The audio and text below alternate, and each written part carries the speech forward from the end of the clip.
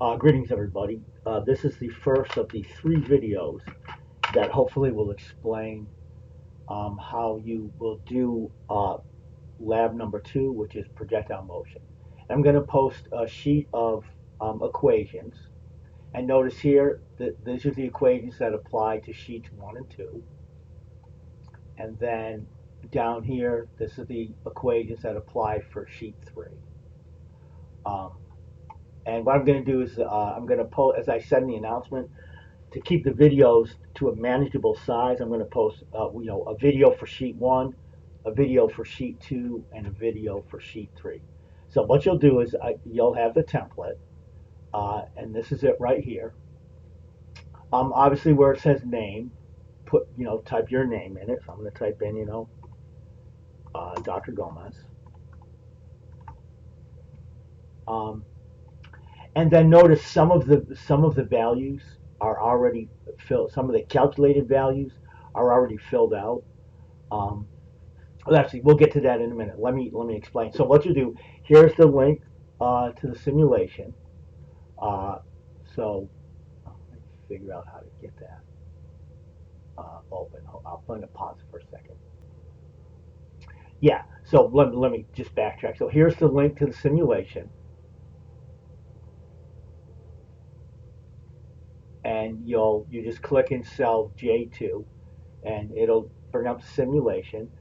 Projectile motion, you got intro, vectors, drag. We go to lab and click on it twice, a second time. Now here's the simulation. And now go to the Excel file, and notice for sheet 1, here's our initial speed and our angle. And notice for sheet 1, we want to set yi, the initial height, to be 0, and xi for projectile motion. Xi is always 0, but yi does not have to be 0, but xi will always be 0. And we'll get to the rest of the spreadsheet in just a second. So let me go back to the simulation,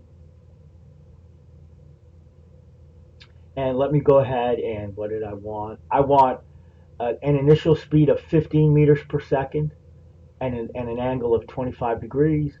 And I want, again, xi will always be 0, but in sheets 1 and in sheet 2, it'll turn out I want yi to be 0. So 15, 25.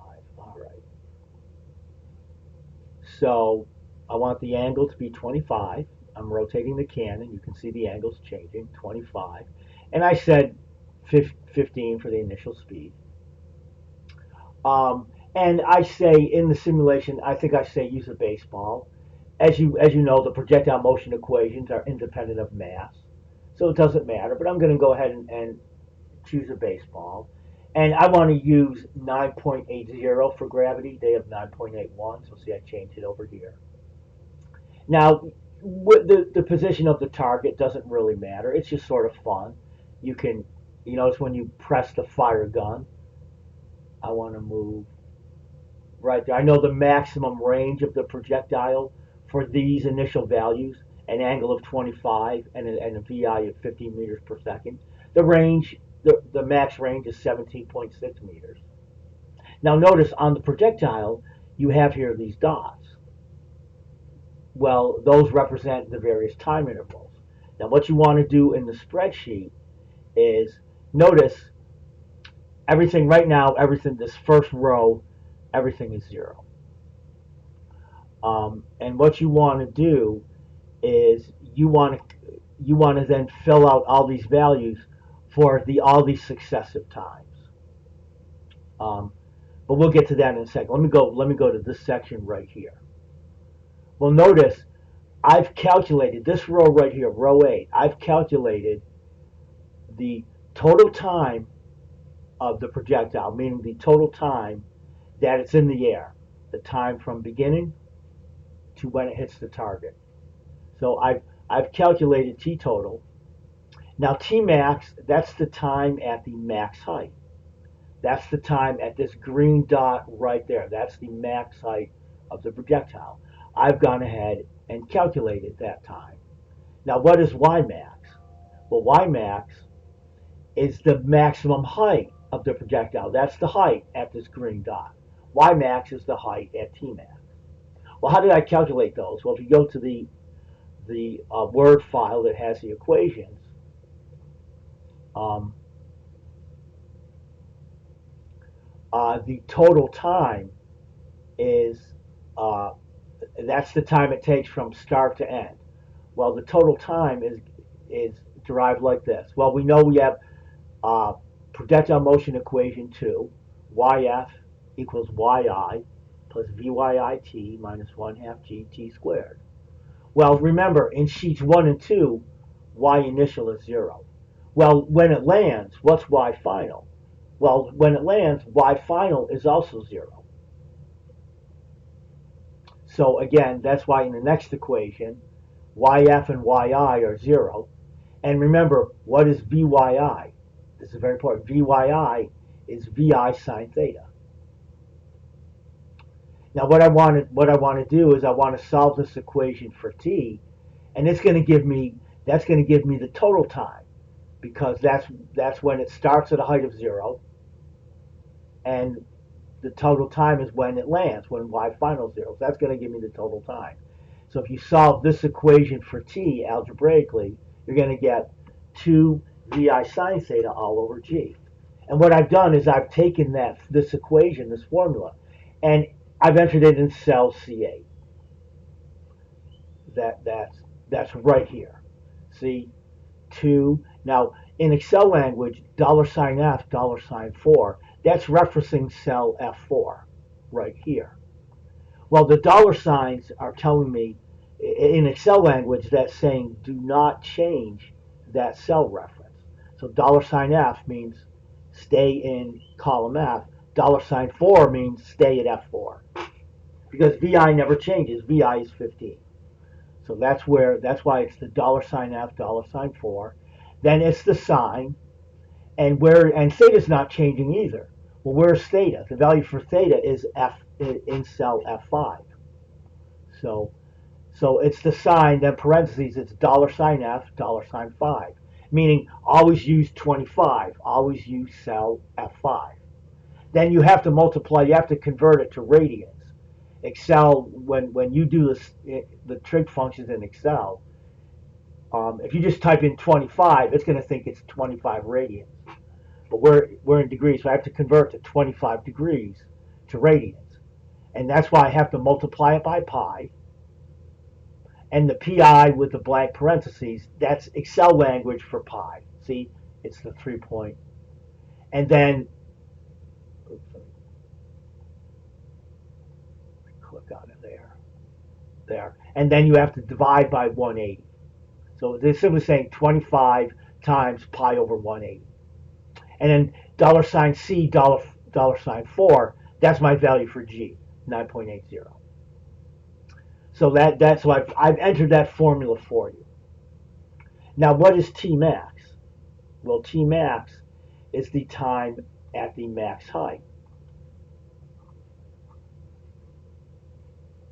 Well, that's given right here. Remember, we're using projectile motion equation 3. Vy is equal to Vyi minus gt. But remember, at the max height, the speed is 0. So Vy is equal to 0 at the max height. So you have 0. Again, this is very important. What is Vyi? Vyi is Vi sine theta. So you have 0 equals Vi sine theta minus gt. In other words, that's the time at the max height. We call it T max. So T max is simply equal to Vi sine theta over G. I've taken that equation, and that's entered right here. See? Again, that's $f, $4, sine theta. That's my Vi sine theta. Remember, you have to multiply by the pi and then divide by 180. And the dollar signs mean it don't change that cell. $F, $4. That's meaning that's your VI. It's always going to be that cell, i.e. it's always 15. The $F, $5, meaning the angle is always 25. It's meaning always use cell F5. But I've just entered that formula, so That's VI sine theta all over G. And remember, G is in cell C4. That never changes. So that's why it says $sign C, $sign 4. So I get that the time at the max height, the calculated time, is the 0.646. Now, what is the max height? How do you calculate the max height? Well, go back to your Word file. The max height is, yeah, here, the max height it's this derivation right here. Because the y max, that's the height, that's y at T max, at the max height. So the derivations here, you end up with y max is yi plus vi squared sine squared theta all over 2g. But remember, for sheets 1 and 2, yi is 0. So the max height is simply vi squared sine squared theta, or equivalently vi sine theta parentheses squared all over 2g. Remember, in sheets 1 and 2, yi is 0. So I've entered that formula here. It's actually in Ka, but see, that's my yi, $sign I, $sign 4, that's my yi, but in this case it's 0. And then notice it's vi sine theta squared. That's my $sign F, $sign 4, sine, you know the drill, sine, $sign F, $sign 5 times pi over 180. But notice then it's squared.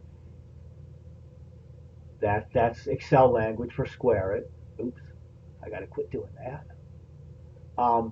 And then divided by 2g, 2 times $sign C, $sign 4. So all I've done is I've entered this formula in sheets 1 and 2. It's in K8, but I've entered that formula in that cell. And remember, in sheets 1 and 2, yi is 0. But yi is in $sign I, $sign 4. The reason I did this is if for some reason, suppose I wanted to run it sheets 1 and 2 with a different yi, I could just change that, and I don't have to go ahead and change the formula. So those are the calculated values. Now notice the percent errors are, I don't know why it's 100% here. It should be nothing. But anyway, those will update automatically when we add the simulation values. So anyway, so you're looking at something like this. All right. Again, where did I get those calculated values from? Right here. Y max, T max, and then and T total. Yeah. So they're all right here. Okay. Now what do we do? What about all these other columns? Well, what we want to do is we want to compare the x and y values that the simulation gives us along the trajectory with the values that we actually calculate. We'll do the calculations in Excel, but they're the values we calculate using the projectile motion equations.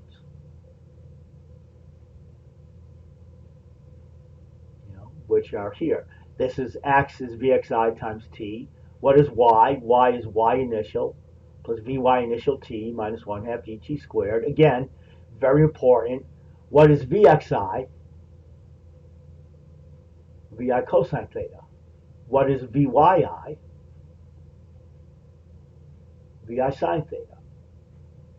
So again, I've taken the projectile motion equations and I've noticed right here, notice in this cell, that's vxi times t, i.e. that's vi cosine theta times t. Remember, $sign F, $sign 4, that's my vi. Okay. Cosine of $sign F, $sign 5 times pi over 180, that's the cosine of theta. And then B15, notice that's the B column. B15 is where the first time is. Likewise, this is entering. Then again, that's my yi plus vyi t, which is vi sine theta times t minus 1/2 g t squared. My t, the first t value, is in cell B15. So I've entered those formulas. Now, what do we do with them after this first row? Well, we'll get to that. Okay, so now first thing we have to do is, everything comes out to be 0 in the first row. Now, what about the next time? Well, how do I go ahead and fill out um, B16, and then how do I do XSim and YSim? How do I get these values? Well, they're from the simulation. So what you do is you go back to the simulation. I've already fired it. Now here you have this crosshair. Well, what you do is you take this crosshair and you put it over each of the subsequent dots. See, there's a dot here, a dot here. So I'm going to go ahead and put this. And when it lights up, it's disco, which means you're there. Now here my time is 0.1. The range is x. So that is the x value from the simulation. That is x sim. The height is y. That's the y sim. So notice it's 1.36 is x and 0.58 is y. Let me go ahead and enter them in. 1.36 and 0.58, and I know the time was 0.1. How do I know that? Just go back to the simulation. So I'm just taking the cross. See, time x sim y sim, time x sim y sim. Now notice we're going to do a percent error between the values that Excel gives us and the values that the simulation gives us. Notice right now it says divide by 0. Well, don't worry about that. We'll get to that. Now let me pause this. And now what I'm going to do, well, I'll pause in a second. Now I'm going to take the crosshair, go to the next time, the next dot. When it's yellow, and notice I'm at 0.2 seconds, and I'm at 2.72 and 1.07. So here I'm at 0.2. Then my x value is 2.72. X is the range. So that's 2.72. The y was 1.07. Okay, oops, I had a backslash. 1.07. Okay, click down. Oh, I entered my time incorrectly. Darn, hold on.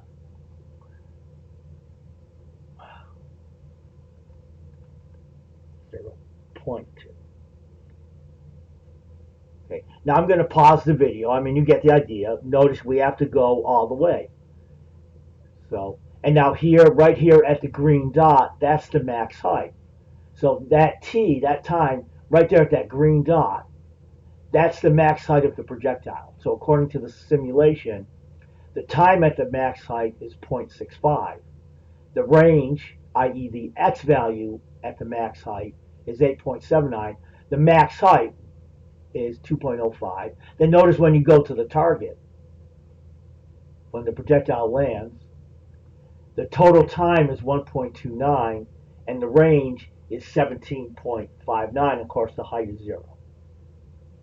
And so what I'm going to do is I'm going to pause the video and go ahead and, well, actually, I'm not going to pause it. I'm just going to go to 0.3. So now let me go to 0.3. So my time is 0.3, 0.3. My range, which is x, is 4.08.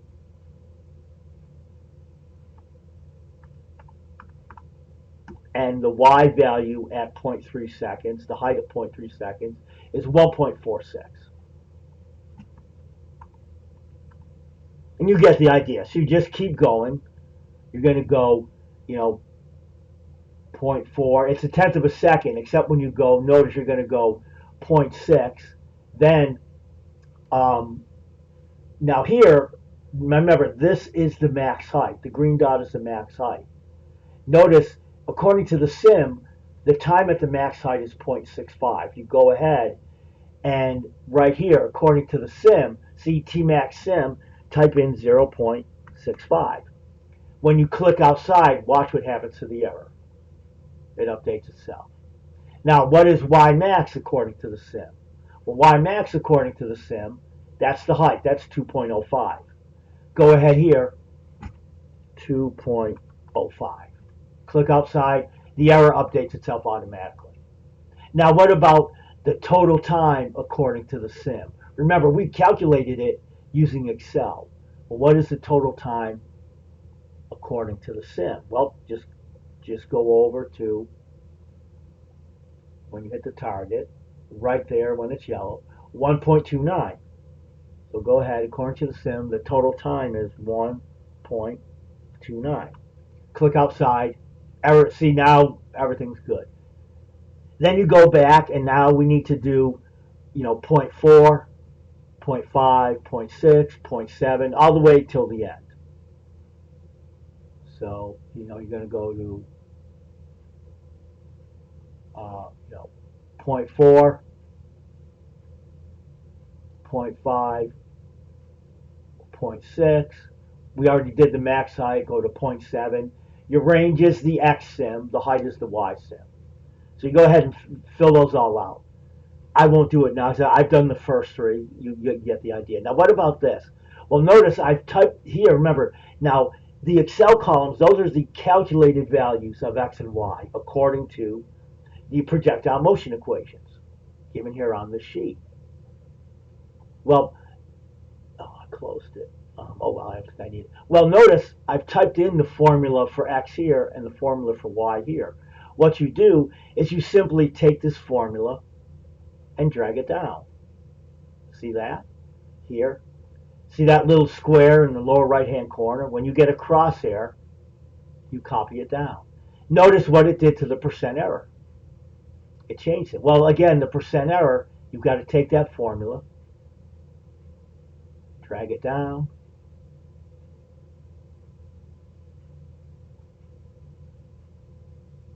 and the percent errors are not,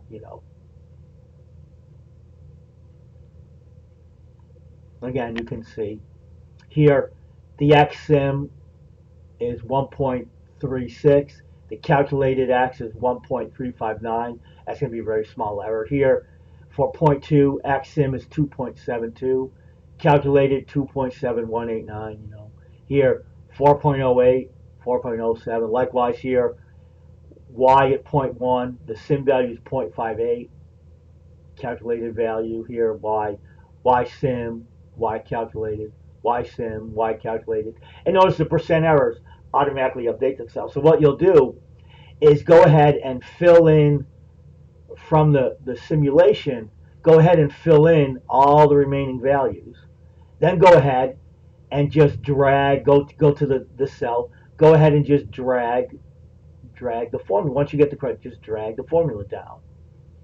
But you want to fill out the first three columns first, and then well, you can do it either order. It'll update itself automatically.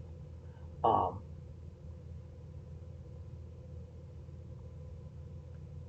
oh, here. And likewise for the percent error. Once you fill out these first three columns, go ahead and click here, and just when you get the crosshair, just drag them down, and then you're done. And that's how you complete sheet one. And again, where am I getting? This is a calculated value, calculated calculated value. This column is calculated. Where do I get those? Well, that's from the projectile motion equations, which for sheet one, I've entered them in for you.